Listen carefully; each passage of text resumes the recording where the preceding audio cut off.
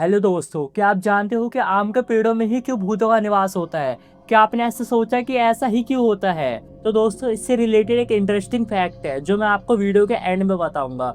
तो चलो उस वीडियो को स्टार्ट करते हैं। तो ये जो स्टोरी है ये मेरी खुद की रियल की स्टोरी है, जो कि एक छोटे से गांव भारत से स्टार्ट होती है।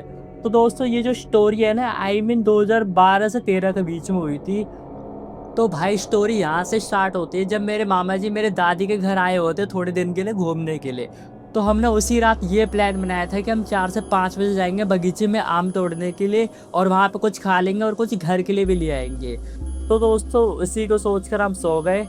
और फिर मतलब अचानक से ना मेरे मामा की नींद खुल गई। उनको ऐसा फील होने लगा कि ये सुबह के 4 या 3:30 का आई मीन ऑलमोस्ट टाइमिंग हो गया है।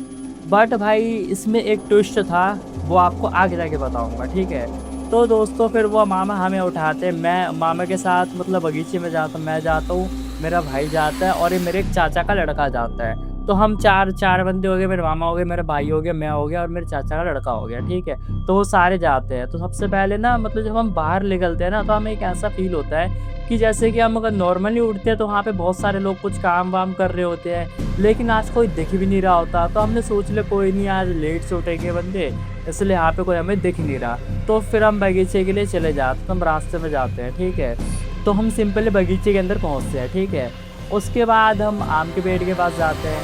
तो जैसे हम आम के पेड़ के पास जाते हैं, तो उस समय ना कुछ मौसम ना ठीक-ठाक ही था, मतलब कोई ना बारिश का मौसम ना या फिर कुछ भई अदर चीज़। तो समझ लो कि नॉर्मल मौसम था, ठीक है? तो जैसे हम उस आम के पेड़ के नीचे पहुँचे, तो तेज़-तेज़ हवा चलने लगी। अब मुझे भी नहीं पता ये हवा कैसे चलने लगी, अचानक से ही तेज़-तेज़ हवा चलने लग गई। और मतलब फ़ील भी हो रहा था कि हवा चल रही है, और मुझे ऐसा और हम सबको ऐसा फ़ील होने लगा कि बहुत सारे आम गिर रहे हैं नीचे पेड़ में से, धप, धप, धप आवाज़ आ रही थी, ठीक है? क्योंकि वहाँ पे पत्ते भी थे बहुत सारे मतलब आम के वगैरह के, तो नीचे बहुत धप, धप, धप करके आवाज़ आने लगी। जैसे ही नीचे जाके हम चेक कर रहे हैं कि आम को लपेट के रखे बोरे के अंदर, भाई लेकिन यहाँ पे एक ट्विस्ट था, वहाँ पर एक भी आम नहीं मिला भाई। बहुत फिर से तेज़ हवा चले और आम आम गिरने की आवाज़ आते रहे, फिर तेज़ हवा चले और आम गिरने की आवाज़ आते रहे। तो हम जब भी नीचे चेक कर रहे हैं ना कि आम क्यों, हमें एक भी आम नहीं दिखा और फ़ील भी नहीं कर पा रहे कि यहाँ पर आम है। तो मेरे मामा ने ये बोला, तो फिर एकदम से मेरे मामा के दिमाग की घंटी बजी और उन्होंने ये कहा, "देख लो भांजे, यहाँ पे तो कुछ दिक्कत है।" मामा जी ने कहा कि चलो। मैंने क्या बोला कि मामा जी क्या हो गया? हम सब बोल रहे क्या हो गया मामा जी, कोई बात हो गई क्या? उन्होंने बोला चलो घर चल रहे हैं, कोई दिक्कत नहीं। तो फिर हम उन्होंने बोल दिया तो हम उनके पीछे-पीछे जाने लग गए। तो अचानक से मतलब जब हम घर के साइड जाने लगे ना, तो पीछे से आवाज़ आने लगी जैसे कि मेरी मम्मी मेरे को बुला रही है, "बेटा कहाँ जा रहा है?" ऐसा आवाज़ आया। तो फिर मैं पीछे मुड़ने का सोच रहा था, लेकिन मामा ने बोला पीछे मत मुड़ना, पीछे मत मुड़ना, तुम्हें कोई भी आवाज़ लगाए तुम्हें पीछे नहीं मुड़ना। तो फिर हमने बोला ठीक है मामा जी, जैसा आप कहोगे वैसा ही। तो फिर हम चलते रहे और पीछे से ऐसी-ऐसी आवाज़ें आई ना आप समझ नहीं सकते। हमारे पूरे फैमिली मेंबर की आवाज़ लगाई उस बंदे ने। मतलब जो भी था, भूत था, प्रेत था, पिशाच था, जो भी था, उस बंदे ने हर एक फैमिली मेंबर की आवाज़ लगाई। तो जैसे-जैसे हम चलते रहे, कभी ऐसा लगता कोई हमें पीछे हमारे पीछे-पीछे चल रहा है। मामा जी ने कहा मुड़ना नहीं है, जैसे चलते रहे। उसके बाद ना बगीचे से और हमारे गाँव के बीच में एक ब्रिज पड़ता है। आई मीन मतलब जानते हो ना नदी का जो ब्रिज होता है, तो वो पड़ता है, तो उसे हम क्रॉस कर रहे थे। तो हमारे पीछे से एक आवाज़ आई कि बेटे आज तो तुम बच गए, लेकिन अगली बार मिलोगे तो तुम खत्म हो जाओगे। मतलब समझ रहे हो ना क्या कहना चाहते हो? वे ऐसा कहने लग गए थे आज तुम बच गए, अगर तुम पीछे मुड़ जाते, तो तुम में से एक भी बंदा ज़िंदा नहीं रहता। भाई ये लिटरली इतना स्कैरी सीन था ना भाई, आप समझ ही नहीं सकते। अगर उस पॉइंट ऑफ व्यू पे कोई सिंगल बंदा रहता ना, वो बंदा पक्का मुड़ जाता और वो बंदा मतलब घर नहीं आ पाता। आप समझ रहे हो ये क्या चीज़ है? या फिर वो भूतनी उसके शरीर में कब्ज़ा कर लेती या फिर अदर वे उसको मार देती, ठीक है? तो फिर हम पुल को पार करे, उसके बाद मतलब पुल जैसे ब्रिज खत्म होता है ना, तो उसके बगल में ही मतलब एक मूर्ति हनुमान जी की मूर्ति बना रखी है, मंदिर बना रखा है। जहाँ पे मतलब कि हमारा गाँव स्टार्ट होता है ना, तो वहीं पे एक हनुमान जी की मूर्ति बना रखी है कि यहाँ पे हमारे गाँव में कोई नेगेटिव एनर्जी एंटर ना कर पाए। तो जैसे हम उसके पार हुए ना, उसके बाद अब रिलैक्स, मामा ने कहा अब कोई दिक्कत नहीं है क्योंकि गाँव के अंदर वो एंटर नहीं कर सकते।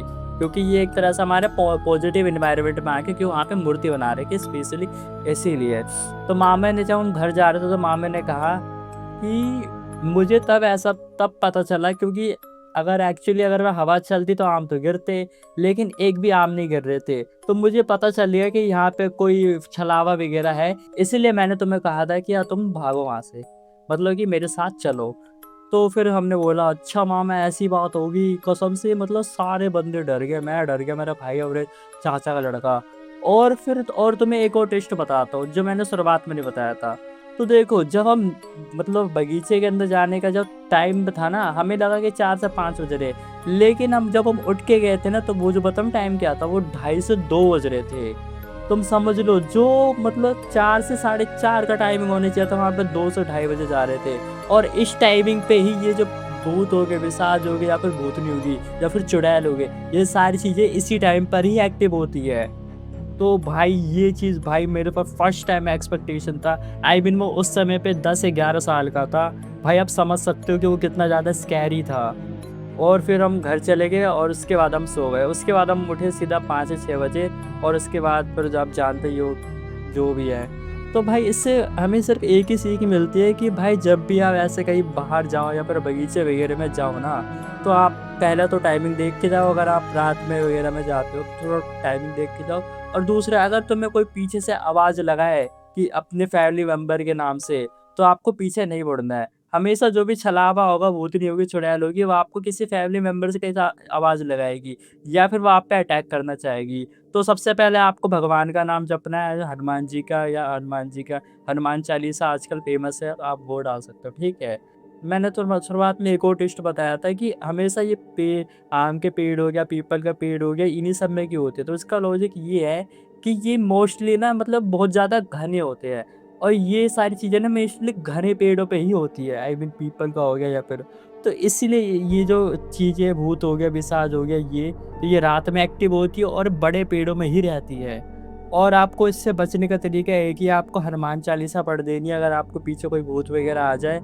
और अगर नहीं कर सकते हो तो फिर आप भाई मन में किसी भी जय श्री राम ऐसा कर सकते हो, जिससे आप बच जाओगे।